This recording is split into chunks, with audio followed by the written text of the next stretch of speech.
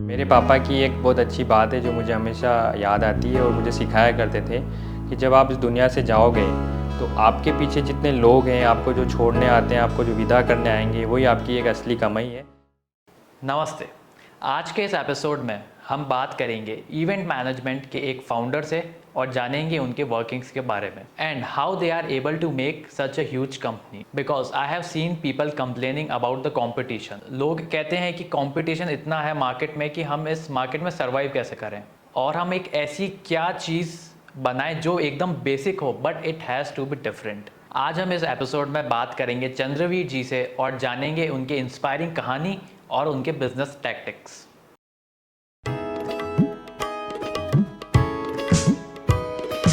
हौसलों में पंख लगा आसमां उड़ जाने की ख्वाहिशें है आंखों में देश भर छा जाने की उम्मीद है,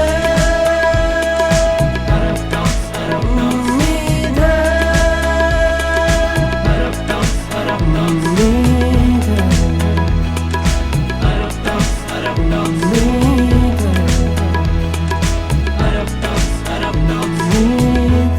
Inspiring stories of humans.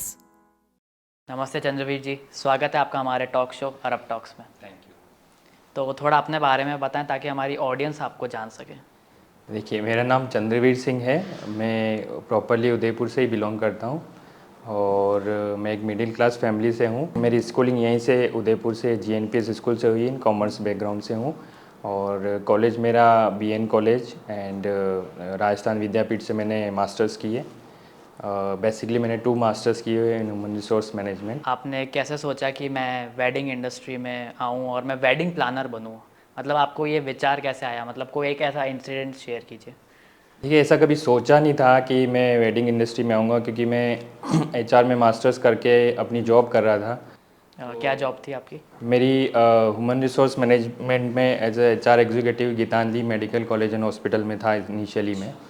तो वहाँ पे क्या हुआ था, उनके जो ओनर हैं, उनके बड़े जो सन हैं, उनकी वेडिंग थी। तो एज ए एम्प्लॉय मुझे वहाँ पे उन्होंने इस वेडिंग में अपॉइंट किया था। 1 मंथ के लिए मुझे उनके घर पे रहना था और पूरा वेडिंग का मैनेजमेंट मैंने ही देखा था।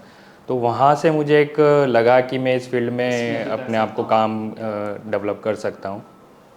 तो वहाँ से मुझे एक लाइन मिली कि हाँ, ये करना चाहिए। तो उस हिसाब से आपने सोचा कि एक बार इसको ट्राई आउट करते हैं and then it becomes your business. तो आपको कितने साल हो गए इस इंडस्ट्री में ऑपरेट करते हुए, और एक कोई ऐसा एक्सपीरियंस जो अभी तक का आपका सबसे बेस्ट रहा हो कि भाई इससे कुछ सीखने को मिला ऐसा? मेरे को इस इंडस्ट्री में 8 इयर्स हो गए हैं। जब मेरे सन का बर्थ हुआ था तब मैं इस इंडस्ट्री में एंटर हुआ था। तो वो अभी 8 इयर्स का है, तो मेरे को 8 इयर्स 2014 के आसपास। हाँ, 2014 में मैंने एंटर किया था। इवेंट में एक बार एक इंसिडेंट ऐसा हुआ था जो मुझे हमेशा याद रहता है और उससे मैं हमेशा पर्टिकुलर उस चीज़ को ध्यान में रखता हूँ हर इवेंट में, आने वाले अपने इवेंट में। एक बार क्या हुआ था, हम सेटअप कर रहे थे वहाँ पे, तो मेरे फ्लोरिस्ट ने मुझे वरमाला ला के दी कि ये वरमाला है। तो मैंने वो वरमाला अपने कलीग को दी कि ये संभाल लेना, जब वरमाला का टाइम आएगा तब आप उसको प्लेट में अरेंज करके लेके आना। और हम अपने डेकोर के सेटअप में बिज़ी हो गए थे और जब सेटअप हो गया था तो मैं अपने रूम में चला गया था चेंज करने और बारात प्रोसेशन स्टार्ट होने का था। तो जब हम वरमाला के लिए रेडी होने वाले थे तो हमको वहाँ पे वरमाला मिली नहीं। तो मैंने अपने कलीग से पूछा तो वो भी ब्लैंक था कि उसको मुझे पता नहीं कहाँ चली गई। तो काफ़ी हम टेंशन में आ गए कि वरमाला बहुत हेवी वरमाला थी, सडनली ऐसे बन भी नहीं सकती थी वापस, क्योंकि वो वरमाला बाहर से बन के आती है। तो हम बहुत टेंशन में आ गए थे कि वरमाला कहाँ गई, वरमाला कहाँ गई। काफ़ी ढूंढा करा। फिर मुझे ध्यान आया कि उस वरमाला के साथ किसी गेस्ट के कुछ फ्लावर्स थे, तो मैं वो फ्लावर भी उस समय मिसिंग थे। तो जब वरमाला नहीं थी और फ्लावर भी नहीं थे तो मुझे लगा कि वो जो गेस्ट है वो वरमाला का पूरा साथ में लेके चले गए फ्लावर का होंगे। लेके गए हाँ लेकिन वरमाला भी जी। तो हमने उन गेस्ट का पता किया, उनका रूम पता किया, सब पता करके हम रूम पे गए तो उनका रूम ब्लॉक था क्योंकि वो बारात में बिज़ी हो गए थे। फिर हम उन गेस्ट को ढूंढ के और वहाँ पे लेके आए और उनसे रूम खुलवा के फिर वरमाला हमने अरेंज की। तो ये एक बहुत बड़ा जी, बहुत बड़ा एक था। अब मैं हमेशा स्पेशली वरमाला के लिए तो मैं हमेशा अलर्ट रहता हूँ। मेन चीज़ है वो। तो जब आपने फर्स्ट टाइम इस वेडिंग इंडस्ट्री में एंटर किया था, तो जो आपका फर्स्ट इवेंट रहा होगा, तो उसमें आपको किसी ने तो सपोर्ट किया ही होगा क्योंकि आप उस टाइम पे फर्स्ट कर रहे थे जो भी आपका जो इवेंट था। तो who was that person behind this? देखिए जब मैंने स्टार्ट किया था तब मैं उस समय जॉब में था और वो मेरे लिए एक नया एक्सपीरियंस था।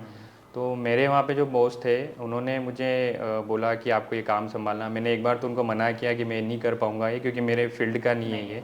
तो उन्होंने बोला नहीं, स्पेशली जो सर है उन्होंने आपका रिकमेंडेशन दिया है, क्योंकि कि आप आप HR से बिलोंग हाँ करते हो बिलोंग और आप करते, तो मैनेजमेंट स्किल आप में काफ़ी अच्छी है, तो आप उसको देखिए। तो मेरे जो सर थे नितिन शर्मा उस समय गीतांजलि में, तो उन्होंने मुझे बोला कि नहीं आपको ये संभालना पड़ेगा। तो तब जाके मेरे को लगा, उनका कॉन्फिडेंस मेरे अंदर जो देखा तब मुझे लगा कि मैं हाँ ये कर सकता हूँ, और मैंने उनको 100% करके दिया पूरा। So how do you convince your client कि हम आपको एकदम बेस्ट चीज़ करके देंगे? देखिए जब हमारे पास क्लाइंट आते हैं वो हमको सर्च करते हैं इंस्टाग्राम या फिर वेबसाइट से, कुछ रेफरेंसेस से भी देख के आते हैं, कुछ फैमिली रेफरेंसेस भी आते हैं। तो वो हमारा एक एक्सपीरियंस होता है, हमने जो किया हुआ होता है, या फिर वो जब आते हैं तो उनको हमको एक कन्विंस करना होता है कि हम आपका काम बेस्ट करके देंगे। हम आपको यहाँ पे ये फैसिलिटी देंगे, हम यहाँ पे ये फैसिलिटी देंगे, किसी भी तरह से। मतलब आपको अपनी वेडिंग में एज ए गेस्ट आना है, हम बाकी हम खड़े हैं। हाँ, बाकी हम आपके लिए खड़े हैं, किसी भी कंडीशन में कोई भी सिचुएशन होगी हम हैंडल करेंगे। तो वो कुछ एक कॉन्फिडेंस हम उनको दिखाते हैं कि हाँ आप आइए और हमारे साथ जुड़िए, हम आपका काम अच्छा करके देंगे। डेकोर रिलेटेड या फिर मैनेजमेंट से रिलेटेड या किसी और फील्ड से रिलेटेड, कहीं भी आपको कोई दिक्कत नहीं आएगी। और कुछ ऐसे रेफरेंसेस भी वो चेक करते हैं जिससे हमारे ऊपर उनको कॉन्फिडेंस आ जाता है। फिर उनको अगर और भी कॉन्फिडेंस नहीं आता तो हम अपने क्लाइंट्स जो पुराने पास्ट क्लाइंट्स हैं उनसे हम उनकी बात करा देते हैं। तो उनका एक जो फीडबैक होता है वो सबसे मेन होता है हमारे लिए। तो इसी तरह से हमारे क्लाइंट्स आगे से आगे जुड़ते जाते हैं। What are the main factors which are involve in creating a brand? Brand create करने के लिए आपको अपना काम 100% करना होता है मेनली। तो जब आप काम करते हैं तो आपके काम में प्योरिटी होनी चाहिए हमेशा, किसी तरह का कोई फेक नहीं होना चाहिए, झूठ नहीं होना चाहिए। जो आप दिखा रहे हो वही चीज़ हाँ, जो दिखा रहे हैं वो उससे एक स्टेप ऊपर होनी चाहिए, कम तो नहीं होनी चाहिए एटलीस्ट। तो इस शुरू से इस रूल्स को मैंने फॉलो किया हमेशा अपने आप में। और छोटा काम हो या बड़ा काम हो, हमने 101% मैंने क्लाइंट को दिया है। जब हमने स्टार्ट किया था तो हमारे पास ऑफिस भी नहीं था। हम मतलब सेवाश्रम की पुलिया जो थी उसके नीचे बैठ के हम क्लाइंट के कोटेशंस बनाते थे। वहाँ से हमने स्टार्ट किया है। आज हम एक सेलिब्रिटी वेडिंग कर चुके हैं। तो वो एक जर्नी हमारी ब्रांड उसी वजह से क्रिएट हुई कि हमने जो काम किए हैं और एकदम बेस्ट जो कस्टमर चाह रहा है आपने वो हाँ, जो कस्टमर चाह रहे हैं हमने इवन उनको एक्स्ट्रा भी दिया है। तो वो एक एक्चुअली क्या होता है क्लाइंट के लिए, तो वो एक मेन टाइम होता है, शादी एक बार ही होती है।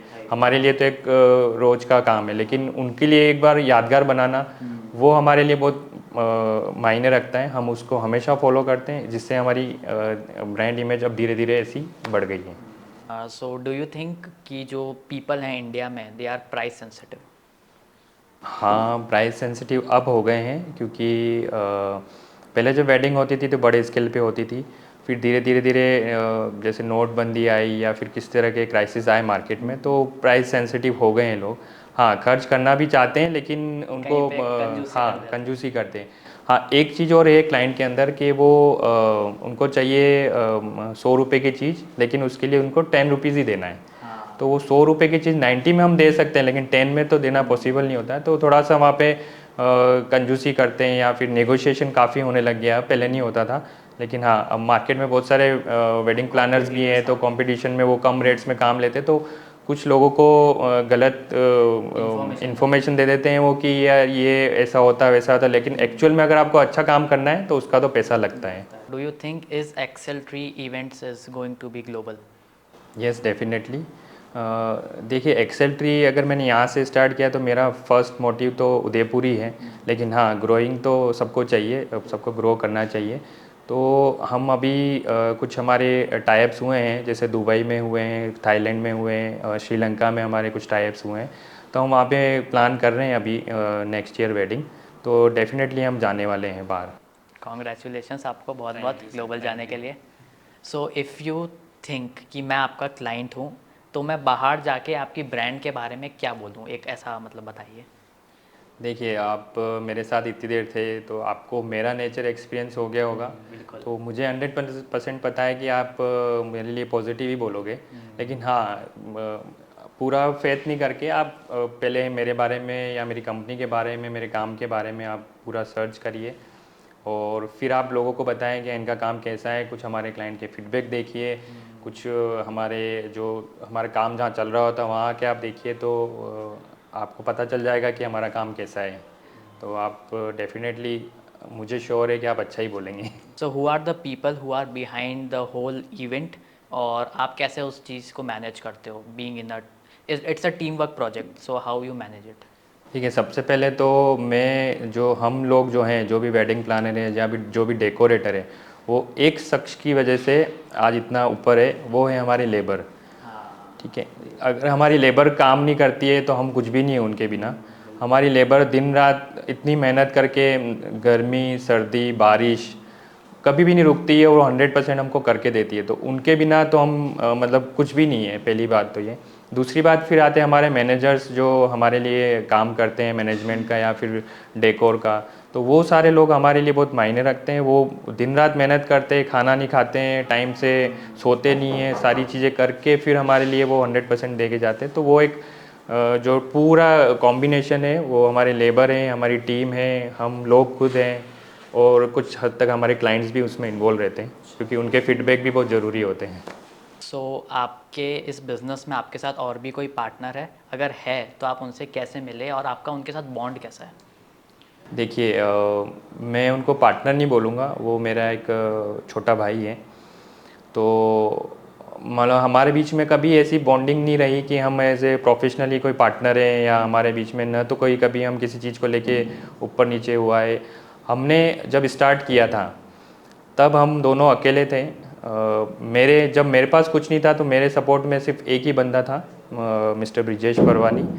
तो और जब उनके पास कुछ नहीं था तो मैं उनके सपोर्ट में था। मतलब हमारा कॉम्बिनेशन ऐसे बैठा है कि जब हम दूसरे, हाँ, हम डूब रहे थे तो हम दोनों ने एक दूसरे को बचाया है। तो वो हमारे लिए एक बहुत बड़ा है। लेकिन हाँ, हम साथ में काम कर रहे हैं तो हम उस टर्म को पार्टनर बोल सकते हैं। लेकिन मैं कभी भी उनको पार्टनर नहीं बोलता हूँ, मेरा छोटा भाई है वो, हमेशा रहेंगे। और हमारी बॉन्डिंग ऐसी है और मैं चाहता हूँ कि सालों साल चलती रहे। सो जैसा कि आपने शुरू में बताया था कि आपने 2014 में इस इंडस्ट्री में एंटर किया था, तो ये आपका फर्स्ट शो था या इससे पहले भी आपने कुछ किया है? नहीं, देखिए, 2014 में तो मैं प्रॉपरली इस इंडस्ट्री में आया था, लेकिन जो मेरा फर्स्ट इवेंट था जो मैंने आपको बताया, आपने ट्रायल रन किया होगा? वो मैंने 2008 में किया था। जो गीतांजलि के जो ऑनर है, उनके सन की वेडिंग थी, वो मैंने 2008 में की थी। लेकिन उसके बाद मैंने फिर वापस कंटिन्यू अपनी जॉब करी। हाँ, 2014 में मैं कुछ बिज़नेस स्टार्ट करने चाह रहा था, तो मेरे brother in law mister Sahil Thakur already इस इंडस्ट्री में थे। तो उन्होंने मुझे बोला, आप क्यों नहीं इस फील्ड में आके और काम करो। तो मैंने, क्योंकि आप इतने अच्छे एचआर मैनेजर थे। जी जी, तो मैनेजमेंट, आज भी मेरे को लोग मैनेजमेंट हॉस्पिटैलिटी लॉजिस्टिक्स के लिए ही जानते हैं, क्योंकि मैं उसमें स्टार्ट उसी से ही किया था। तो उन्होंने मुझे बोला कि आप आओ इस इंडस्ट्री में काम करो। तो मैंने बोला ठीक है, मैं ट्रायल करके देता हूँ। तो 2014 में मैंने उन्हीं के साथ स्टार्ट किया था। जी। So what you think is the next big industry in India according to you? देखिए, वेडिंग इंडस्ट्री बहुत बड़ी इंडस्ट्री अपने आप में। इसमें बहुत सारे ऐसे फील्ड हैं, बहुत सारे ऐसे डिपार्टमेंट्स हैं जहाँ पे लोग किसी न किसी तरीके से जुड़े रहते हैं। खुद के बिज़नेस से स्टार्ट करके जुड़ सकते हैं, या फिर फ्रीलांसिंग से जुड़ सकते हैं। अपना बिज़नेस कुछ भी एज अ कंपनी चालू कर सकते हैं, एज अ वेंडर चालू कर सकते हैं। तो ये इंडस्ट्री बहुत बड़ी इंडस्ट्री है। और इसमें अगर हम एक इवेंट में काउंट करता हूँ तो इस एक इवेंट में इतने इतने छोटे छोटे वेंडर्स जुड़े होते हैं और इतने छोटे छोटे लेबर होती है। तो लोगों को रोज़गार की अपॉर्चुनिटीज़ बहुत है इस इंडस्ट्री में। जब बीच में कोविड आया था तब मुझे फर्स्ट टाइम उस समय लगा था कि यार इस इंडस्ट्री के रुकने से कितने लोगों को इफ़ेक्ट आया है। आज आप छोटे से छोटा वेंडर ले लो, जैसे मेहंदी वाले ले लो, फूल वाले ले लो, आप घोड़ी बग्गी वाले ले लो, इन लोगों का बिज़नेस, बैंड वाले ले लो, इन लोगों का बिज़नेस कितना हार्म हुआ था। तो वो बहुत ज़रूरी है और इंडस्ट्री काफ़ी बड़ी है। आप इसमें आइए, काम करिए और आपको 100% अच्छी चीज़ मिलेगी। How you keep your self motivated, क्योंकि इस इंडस्ट्री में इतना ज़्यादा कंपटीशन है जैसा कि आपने शुरू में बताया था, तो आपको अपने आप को मोटिवेशन आप कैसे प्रोवाइड करते हो? देखिए, सबसे पहले तो मैं अपने आप को मोटिवेट एक ही चीज़ से रखता हूँ, ट्रूथ से। मैं हमेशा सच को साथ देता हूँ। मेरे को लगता है कि कोई चीज़ गलत है तो मैं उसको छोड़ देता हूँ। मैं कभी भी उसको फॉलो नहीं करता हूँ, भले वो मेरा कोई अच्छा फ्रेंड हो या कोई अच्छा क्लाइंट हो। अगर मुझे लगता है कि वो चीटिंग कर रहे हैं तो मैं उनका कभी फॉलो नहीं करता हूँ, मैं छोड़ देता हूँ। दूसरी चीज़ मुझे जो लगती है मेरी लाइफ में, जब मेरे पापा बोला करते थे कि जब आप इस दुनिया से जाओगे तब आपके पीछे कितने लोग हैं, वो आपके लिए आपकी असली कमाई है। तो मैं उसी उसी चीज़ को फॉलो करता हूँ। मैं आज लोगों से इतना व्यवहार बना के या फिर हर सबसे अच्छे से बात करता हूँ। मुझे नहीं लगता मुझसे कोई मतलब कोई किसी को कुछ प्रॉब्लम होगी तो मैं उनको आके बोलता हूँ, मेरे से आके बात करें। अगर मेरी तरफ से कुछ गलती हुई तो मैं उनसे सॉरी बोलता हूँ। लेकिन हाँ, मैं लोगों को ऐसे मोटिवेट करूँगा कि हाँ, हमेशा सच के साथ चलिए। जो झूठ होगा वो थोड़े टाइम का होता है, लेकिन सच हमेशा आपको आगे लेके जाएगा। मैं उसी को फॉलो करता हूँ। ब्रांड आइडेंटिटी वो सच से बनेगी। जी, मैं काम में भी हमेशा वैसे ही अपने आप को रखता हूँ कि नहीं, मैं अगर मेरी तरफ से कुछ हो रहा हो तो मैं अपने क्लाइंट को जाके बोल देता हूँ कि सर ये हो रहा है, आप बोलो तो मैं करूँ, नहीं तो नहीं करूँ। मैं उनको ऐसे नहीं कि करने के बाद बोल दूँ कि सर ये हो गया था, तो वो हाँ, वो गलत है, वो मैं कभी भी नहीं करता हूँ। तो मेरे पापा ने यही सिखाया था कि आपके साथ अभी आप चल रहे हो और आपके साथ जितने लोग जुड़े हैं वो आपके लोग नहीं है, लेकिन जब आप जब आप जाओगे इस दुनिया से तब आपके पीछे कितने लोग हैं। तो मैं वो लोग इकट्ठे कर रहा हूँ। मैं चाहता हूँ कि जब मैं जाऊँ तब मेरे पीछे अभी हैं उससे 4 गुना ज़्यादा लोग हों, आपको लोग याद रखें कि वो एक थे। बस तो वो ही मैं अपने बच्चों को भी सिखाता हूँ और मैं खुद भी उसको फॉलो करता हूँ। सो जैसा कि हम अक्सर सुनते हैं कि हर एक सफल आदमी के पीछे एक औरत का हाथ होता है, तो आपके केस में कैसा था? डेफिनेटली मेरी वाइफ का मेरी सक्सेस में 101% इन्वॉल्वमेंट है। मेरा उनके साथ जो रिलेशन है वो आज से 18-19 साल पहले का है। हमारा जो हमारा अफेयर था वो इतने साल पहले का है। जी, मेरी लव मैरिज हुई है। तो हमारा उस टाइम से बॉन्डिंग था और उसको पाने के लिए ही मैंने अपनी लाइफ में एक गोल सेट किया था कि मेरे को इस फील्ड में जाना है, मेरे को अपने आप को डेवलप करना है, सक्सेस करना है। क्योंकि अगर मैं सक्सेस होऊंगा तो उनके घर वाले मेरे को अपना ट्रस्ट करेंगे और शादी करवाएंगे। तो मैं शुरू से उसी तरह जाता गया। फिर हमारी 2013 में हमारी वेडिंग हुई थी और आज हम 13 के बाद मेरी लाइफ बिल्कुल चेंज हो गई थी। मतलब उसके आने के बाद होता ना जो किसी शुभ जो कदम पड़ते हैं आपके, तो वो मेरे लिए बहुत काफ़ी शुभ रही है हमेशा। तो उसके बाद मेरी लाइफ में बहुत चेंज हुआ, सक्सेस मिली, फिर मेरा बेटा हुआ। उसके आने के बाद भी हमने बहुत कुछ हासिल करी। तो कभी मैंने सोचा नहीं था कि मेरा कोई इंटरव्यू लेगा, बट हाँ, ये जो भी है इन सबकी वजह से है। आपका फर्स्ट इंटरव्यू है? जी, मेरा ये फर्स्ट इंटरव्यू है।